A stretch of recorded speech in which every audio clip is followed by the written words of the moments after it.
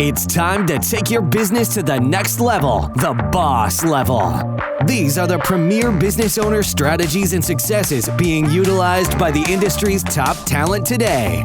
Rock your business like a boss, a VO boss. Now let's welcome your host, Ann Ganguza. Hey everyone, welcome to the VO Boss Podcast. I'm your host, Ann Ganguza, and I am excited to bring back to the show the lovely and talented Miss Erikka J. Woohoo! Hey, Hi, Ann. Erikka. How are you, darling? I'm wonderful. How are you? Pretty good. Just trucking along. I was thinking back this week, actually, about a workshop that I was in, and I really had like some anxiety. It was like crazy when I was on the mic. So I was in a class with the Andrea Toyas of Blizzard. Oh, love her. I mean, I was waiting a year and a half to take this class with her, right? And I had actually just found out I was pregnant the night before. And I was just like freaking out because it was super unexpected. Great surprise, but I was just like, what am I going to do? And all of a sudden I start getting symptoms like I'm nauseous, right? Like super like, oh. So I am now, this class I've been waiting for a year and a half, video game, you know, you have to use your whole body. I had like this beastly character and I'm a ball of nerves and nauseous on top of that, whether it's from the anxiety or just the baby. But I'm like, how am I going to get through this? And, you know, I realized that this was an opportunity for me to channel that anxiety into the energy of my character. And it really turned out great. Like, she gave me good reviews, and I was just like, oh my God, thank God. Like, I cried after. It was like all the emotions came out. But it was a great opportunity to sort of, rather than letting the emotions take over me and impact the authenticity of my performance, to actually channel that energy and be able to use it in an effective way that worked. So I was thinking maybe we could talk about how to overcome performance anxiety. Absolutely. Well, number one, I love that topic. Number two, I love that you were so open and upfront about it, because a successful voiceover talent, you know, people seem to think, well, we have it all together. We don't ever get nervous when we come in the booth or perform or we're live directed. But in effect, we actually do probably more than people even realize. And I think it's just that maybe we've had a little more experience in dealing with it and trying to maybe turn that into something positive. I do have a lot of newer students that I've seen come into my workouts, my VO Peeps workouts, and get nervous performing in front of other people, let alone the director, but just performing in front of other people. And I know myself, when I first started in the voiceover industry, believe it or not, I was almost like afraid myself to let go and explore my voice, because I didn't want to hear it in my ears, because I thought, oh God, that sounds stupid. And so I think that's a really great mental emotion to talk about, and how we can get over our performance anxiety so that we can make it work for us and not against us. So what are your tricks when you start to get nervous? And first of all, when we get nervous, there's so many things that can happen, even if it's a good nervous, right? Yeah. If you're an excited, happy nervous, it gets you all your adrenaline hyped and your shoulders up, and it just makes your voice also with that same anxiety. Yeah. I mean, there are a few things. So, like, for one, coming from performing on stage as well, like, that was sort of where I learned how to channel anxiety. Because at the end of the day, it's just energy, right? But it's just like a really strong, sort of urgent energy. And what that can do when it works against you, if you don't have it in balance, is like sometimes I catch myself, it'll make me make my voice more higher pitch. And then they're like, well, can you, we want you to speak more like kind of how you just were when we were talking. And it's like, oh yeah, Erikka, you're anxious, calm down. So that is kind of a way it can work against you. I tend to talk really fast too when I get anxious. And I just have anxiety in general, sort of as the disorder. So I have to kind of manage that. Things that I do to get rid of it. If I feel like before a session, I'm already kind of high strung about it. Maybe it's a job I'm really excited about or nervous about.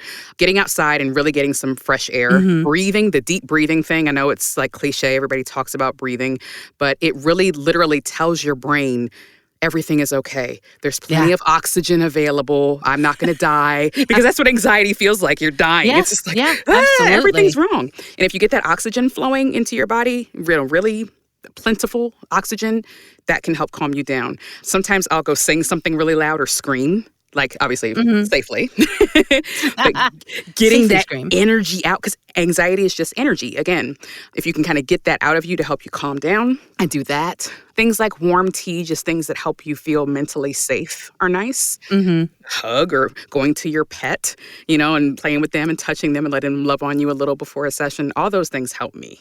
I think that's wonderful. And I really am a big believer in the breathing, and the taking a breath. And so if you're in the moment, right? Okay, so this is maybe before the performance, right? These are things you can do. So when you're in the moment, right? And let's say you're being directed or you're in a workshop, a session. First of all, in any workshop or session, I just want to kind of throw this out there that they are called workshops and classes for a reason. They're meant to be safe spaces for you to get that anxiety out, to experience that and then experience recovering through that, or whatever it is, working out your performance issues in a class. And so I hope that we can all feel safe, or whoever's directing that workshop can help you all to feel safe. A lot of times the directors that I work with, they make a point of saying, look, get it out now, do it now in this workshop, because that's what we're here for. And that's the safe space. Where you probably don't want it to happen so much is when you're in a live directed session. So when you're actually in a session, I'm a big believer in the breathing. Now, there's a couple of different things. Are you on Zoom, right? Are they watching you, number one, or are they not? And I am a big fan of, you don't need to see me necessarily perform. And if I can actually get that to happen, I feel much more comfortable. It really helps me mentally relax. And it also allows me to do things in the booth, like maybe step away from the mic and breathe, and instead of right in the booth, or so that they can see me doing whatever it is I need to do to relax. And so I would say the breathing is a big thing. And also in the middle of a performance, if you happen to freak out, just know that you're a human being and the people that are directing you are human beings. And so there's a lot to be said for that. I say that sometimes you don't really want to admit that you're nervous necessarily in front of the director or whoever might be on the call. But you just do what you need to do. There's no rush, right? There's no like, oh my gosh, I have to get this done in the next 5 minutes. If there's any session where you feel like you're being pressured to get that read out in a short amount of time, I would second guess that client. That's for sure. If you can be with that client and you're not on camera, do whatever you need to do. Shake it out, breathe, mute your mic for a minute and do whatever you scream, sing, whatever you got to do, breathe, because they're never going to really know. So that's kind of something you can do kind of behind the scenes. But if you are on camera, number one, I would try not to be on camera if you can help it. You can always turn your camera off for a moment and or mute whatever you need to do to kind of get there. I mean, unless you're in the middle of a sentence, right? There's no need to necessarily explain. You can just say, I need a moment, and do what you need to do. What about you, Erikka? When you're in the moment, what are some key things that you do? Yeah, those are all great points. Fully agree. And sort of to elaborate on some of them. In the middle of a session, well, for one, I usually start the session by taking control of the whole visual aspect. I'm like you, Ann. I'm a fan of camera off. So what I'll do is in the very beginning of the session, I'll flip my camera on, say, hey, I just wanted to introduce myself and kind of have that initial conversation to have the human connection. And then as we're getting ready to record, I'll say, okay, I'm going to go ahead and flip video off so I can make sure that the audio quality is as high as possible. Oh, Erikka, golden nugget. Oh my gosh. And they love that. Say that again. Say that again, because we can go home now. That was the best piece of information, I swear. That's a great idea. The pandemic educated everybody that video takes up more bandwidth. And if you have video off, the audio is less likely to drop out. Nobody wants the audio to drop out because they want to be able to critique the quality of the voiceover that you're giving and give you feedback so that they get what they want. So that way they're like, oh yeah, sure, turn video off. I'm going to turn video off. And then if they don't want video, it makes them feel comfortable, like, oh, thank God I don't have to have video on. I think a lot of people, believe it or not, are more relieved than not, just because, I don't know if we're having a little bit of anxiety from the whole, during the pandemic, all we did was Zoom. Although I'm a big fan of the video connection that we did have. Yeah. We just did it a lot. And so, I did it to keep connected with my family and my clients. And I think, everybody could use a little vacation from the video being on all the time. It really has put on another added layer of potential anxiety for us as voice talent, because most of us got into the business because we didn't want to be on camera. We wanted to be behind the mic. And so I love how you said that you turn it on to say hello and make the human connection, and then just say, look, I want to be able to flip this now so that we make sure we get the best audio. What a fantastic idea. I love that. Sometimes I even make a joke just to keep it lighthearted, feeling the client out if that works. And I'll just say, so you don't see my weird actor faces, and they'll laugh, and that works because that's the truth. I'll flip it on at the end, to kind of close it off and say bye. I do make sure that particularly on Zoom or whatever platform I can, that I'll have my headshot so that they can see me, even though they're not seeing me. So that kind of keeps the human connection as well. That's excellent. Now, Erikka, that's funny because mine always just appears, but I don't ever remember putting it there. Where does that come from, that Zoom headshot? Zoom? Is that in the settings of Zoom where you set it? But you have to be logged in. So you have to actually be logged into your Zoom account, and then you can set your picture and it'll come up. But if you just click on their link and you're not logged in, it'll just show your name that you typed in. Yeah. Aha. Oh, that's an excellent point. I never realized that because I'm always the one hosting the Zoom sessions for the most part. And interestingly enough, when I say to patch into my studio, if they don't want to use the IPDTL link, or usually I'll use IPDTL, or usually I'm not the one providing Source Connect, they would be the one providing Source Connect link. But if I'm providing the link, then I'll usually give them an IPDTL link and there's no video involved in that. And most people are relieved. Yes. And the reason why I tell them I do that, I'll give them an IPDTL link as a phone patch rather than Zoom, is because it's better quality. And so it delivers better quality audio. They can hear me better. And it's always better to be able to hear better so they can direct me better so that I can do my job better. So there's all sorts of kind of cool ways around being off camera if you so desire. And there really have been studies that have said that in the whole pandemic period that there was increased anxiety because if People I'm on camera. Because if I'm face to face with you, there's a safe distance, but there's a perceived closeness if my face. Oh, interesting. Here, and it's you're in my personal space and it's more threatening. So it literally can make you more anxious being on video on a digital platform as opposed to being in person. And you don't get to feel out and kind of mix the other person's energy. It's just this digital face.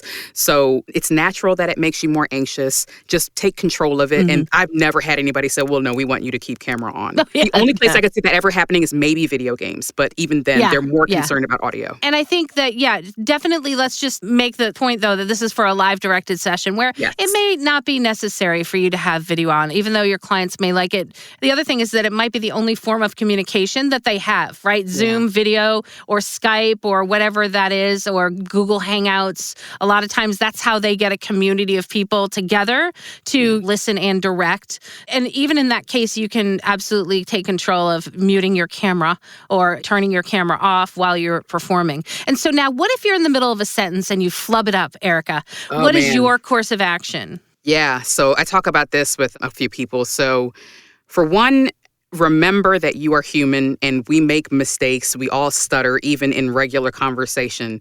Sometimes I'm able to catch it fast enough where it sounds natural. Because, one of the things of acting is that as just now, when I was thinking about what to say next, I hesitated.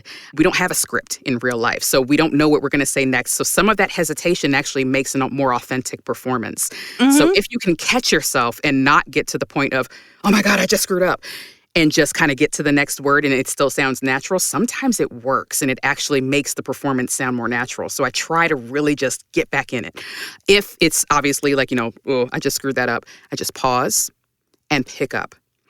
And there's a couple reasons for that. For one, if you kind of say, oh, I'm sorry, you've already you've taken some power away from yourself with your client, kind of told them, hey, I messed up. And you've told your brain you messed up, which is going to increase your anxiety and increase the risk that you're going to mess up again, probably on the exact same word.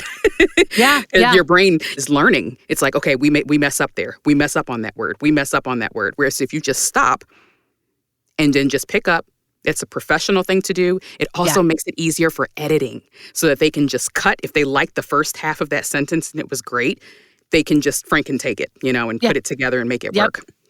Yeah, no, I love that advice to stop. So I always say to my students, don't ever apologize. Yeah. You're human. It happens. You simply stop and pick up. Now, you don't necessarily pick up from the very beginning of the entire piece of copy. You want to probably stop and take, just as you would be editing, right, in your own home studio, pick up where you would naturally pick up. And for me, that's at the beginning of the sentence for the most part, or at the comma, if it's that much, if I've still got the melody in my head and knowing where I'm going to be. But for the most part, just simply stop. Never apologize. If you apologize, like you said, it definitely takes the power away. And a lot of times people may not even notice that you've flubbed up. And so you simply start it at the top of the sentence again. And that is an entirely acceptable thing to do. I mean, I've done that for years. Yeah. Thankfully, once I learned myself never to apologize, because again, we are human, and just pick it up from the beginning. It does make it, number one, makes you look a lot more professional. And number two, it makes it easy to edit. And the simple fact that you know this, right? You know enough not to go into a bumbling, I'm sorry, apology or whatever it is, even if you have to cough or sneeze or whatnot, knowing that if you're silent and then pick up as if nothing happened makes it a really nice block of white space for that engineer to make it easy for them to fix. Yeah. For sure. And maybe that can also help you get out of the habit of saying, I'm sorry. It's just stop talking. Just get your brain to just stop. I make a mistake, I just stop. Just stop, breathe, know that it's normal. And we all do it. We do. Yeah, we all do it. You know, and I always say to people, I wish I could do a read perfectly the first time, right? It doesn't always happen. Yeah. But I like how you also used it to talk about how to make that pause almost a natural part of things. Now, I know that when I'm anxious and I'm in the booth, the whole natural, in the scene, acting sometimes goes bye-bye. And so there's one thing that breathing can help you to come back to the scene. And always remember, even though you've got people watching you, I mean, imagine like you're performing like in the scene, just as you would if you were on stage, or if you're not a stage actor or an on-camera actor. If you've got that video off, you are in your booth. That is your magic place. That is where you set your scene, you're in the scene, you're immersed in the scene. So just try, if you can, to block out the other external factors that are making you nervous and continue to be in that scene, because that's going to make your performance more natural. And that's what they hired you to do for the most part. I mean, unless they told you to be crazy and charactery and you know your character, even then, right, you have to be in your character. Yeah. So I would say no matter what you're doing, you kind of have to be in character, even if you're doing an e-learning module. You're a teacher, right? Yeah. If you're doing a corporate narration, you work for that company. So you're a character. So you need to remain in that character, and the booth where you are is kind of your theater, so to speak. Yep. As in a studio that you might be in when you're being directed live too. Now, what about going to a studio and being directed live? What are your thoughts about that, Erikka? Oh, boy. I'll say maybe two more things that I do use in my booth, but one of them might translate to in the studio too. In my booth, I think I mentioned before that for performances and sort of a who am I talking to, I do keep pictures of my family in the booth. Oh, yeah. And I found that sometimes that helps with anxiety too. So it's just like, you know, if you would look at the people that you love and that love you, sometimes it can just kind of help to bring you back. I'm opening my door, but you can't really see it. See if I can, let's see. Is that a kitty cat? Yeah, it's my studio cat. And on the other side of the door, which I can't, there we go, there's Anna Jerry. Yes. So oh my goodness. I have my family in the booth with me, the people that I love. Yes. And I also have a booth buddy. Yes. So this is my little booth buddy. I got a booth buddy. I'm going to disappear. So you my warm and fuzzy reads. There you go. So you talk to your booth buddy to help you in the scene. There's your audience right there. Yep. So you can't see my family because they're behind where the mic is. But yeah, I've got my kids, me and my boyfriend, and then an ultrasound picture of my little boo-boo that's coming. Aww. Another thing that I'll use too is I've got one of these stress balls.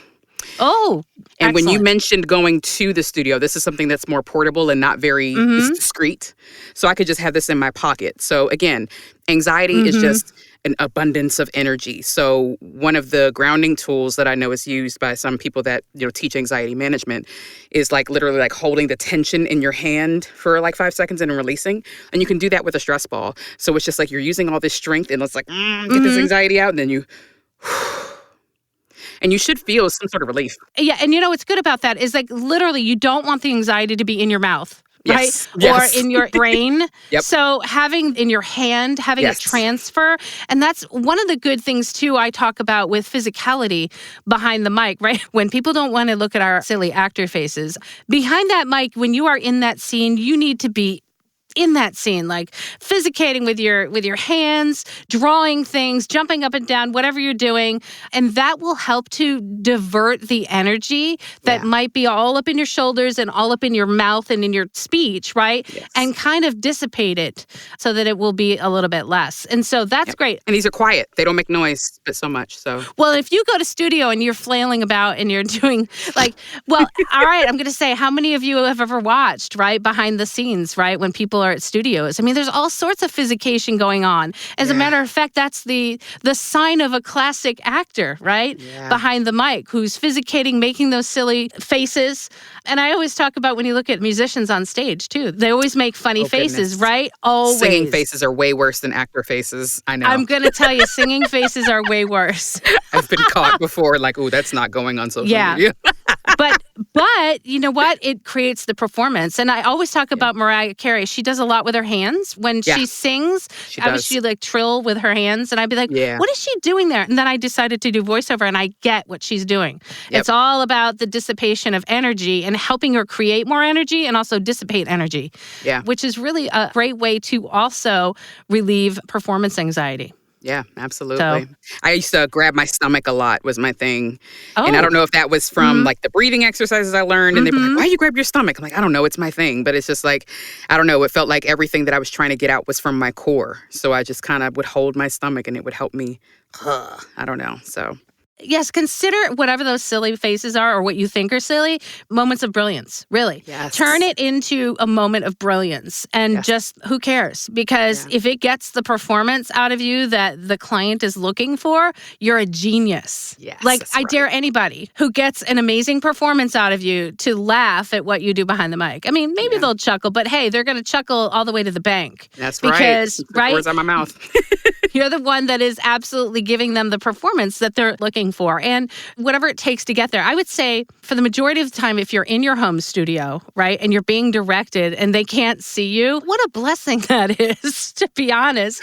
What a luxury to be directed these days, rather than us trying to like, oh my God, what are they looking for? How should I self-direct? Yeah. It becomes something that maybe you can start to look forward to and you're not nervous about, because for me, being directed is a luxury because finally, somebody just tell me what you're looking for. I can do it. I'll deliver it, whatever you want, because that's better that you tell me rather than me trying to think of 100 different ways that you might like it. Yeah. So if you can directly tell me, let's say it's someone who's not familiar with directing, even if they might like... I know a lot of people are like, really, what if they line read for you?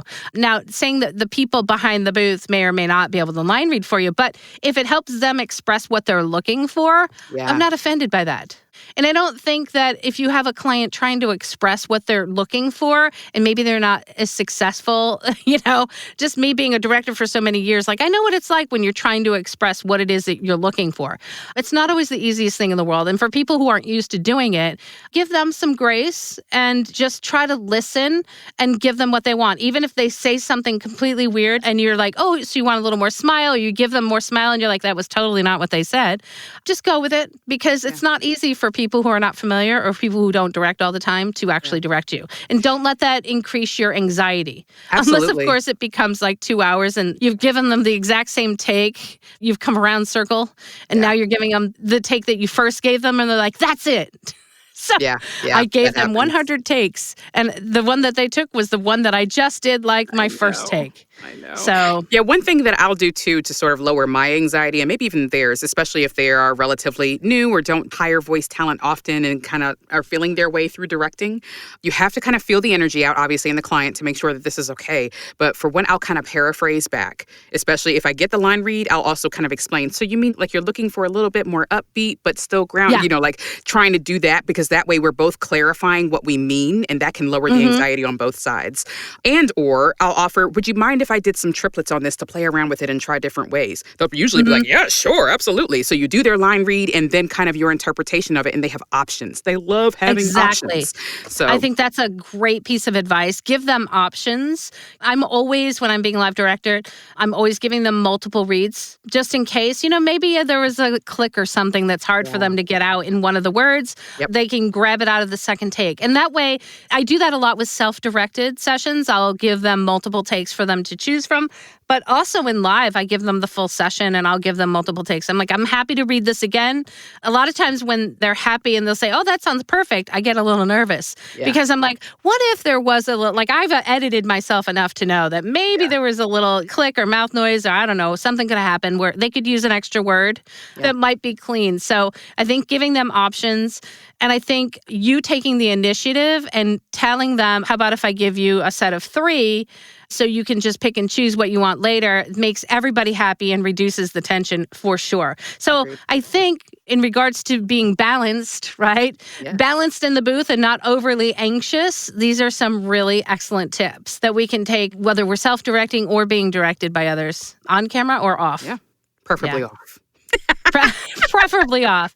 Well, great episode, Erikka. I loved it. I love that we got to show our booth buddies and our pictures in our booth too. So I'd like to give a shout out to my sponsor, 100voiceswhocare.org. You guys, if you ever wanted to do more to help your local community and give back with your voice, you can find out more at 100voiceswhocare.org to learn more about that. Also, great big shout out to our sponsor, IPDTL. We love IPDTL because it allows us to connect with our other bosses and also with our clients. So you can find out more at IPDTL.com. You guys have an amazing week. Get rid of that performance anxiety, that booth anxiety. Breathe. And we'll see you next week. All right, guys. Take care. Bye. Bye.